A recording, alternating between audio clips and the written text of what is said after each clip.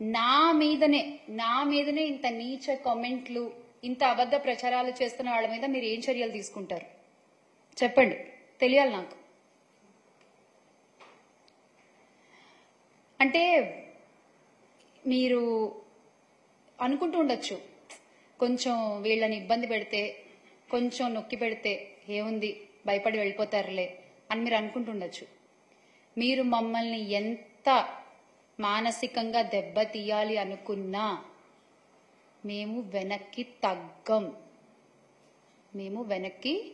తగ్గం. చేశారు, మీకు చేతనైనంత చేశారు. ఇండస్ట్రీలో ఒక పని లేకుండా చేశారు, పర్వాలేదు, నిలబడి తట్టుకునే శక్తి నాకుంది.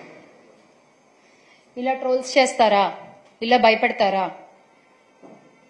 అడ్డుకునే ధైర్యం నాకుంది, నిలబడి పోరాడే ధైర్యం మాకుంది. మా పార్టీలో ఉన్న మహిళా నేతలపై మీరు ఎంత అసభ్యకరంగా మాట్లాడినా, మమ్మల్ని ఎంత కృంగదీయాలని చూసినా వెనకడుగు వేసే ప్రసక్తి లేదు. రాష్ట్రంలో మహిళలపై జరిగినటువంటి ఈ అత్యాచారాల్ని, అఘాయిత్యాలకి, హత్యలకి, ఇవన్నీ పాల్పడుతున్న నిందితులపై మీరు కఠిన శిక్ష తీసుకోవాలి, ఖచ్చితమైన యాక్షన్ తీసుకోవాలి. ఆ నిందితులకి శిక్ష పడాలి. వైఎస్ఆర్సీపీ పార్టీ తరఫున చాలా గట్టిగా మా మహిళా నేతలందరి తరఫున ఈ రోజున మేము డిమాండ్ చేస్తున్నాం. రాష్ట్రంలో మహిళలపై జరిగినటువంటి అఘాయిత్యాలకి మీరేం సమాధానం చెప్తారు? We are demanding an answer.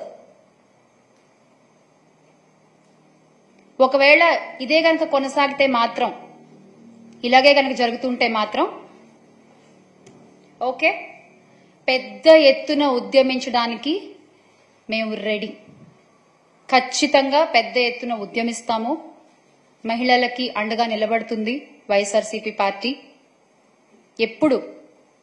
ఎప్పుడు మేము అండగా నిలబడతాము. అసలైన మహిళా శక్తి ఏంటో అవసరం వచ్చినప్పుడు ఖచ్చితంగా మీకు చూపిస్తాం, మీరు ఇలాగే కొనసాగితే మాత్రం. జై హింద్. చేశామన్నా.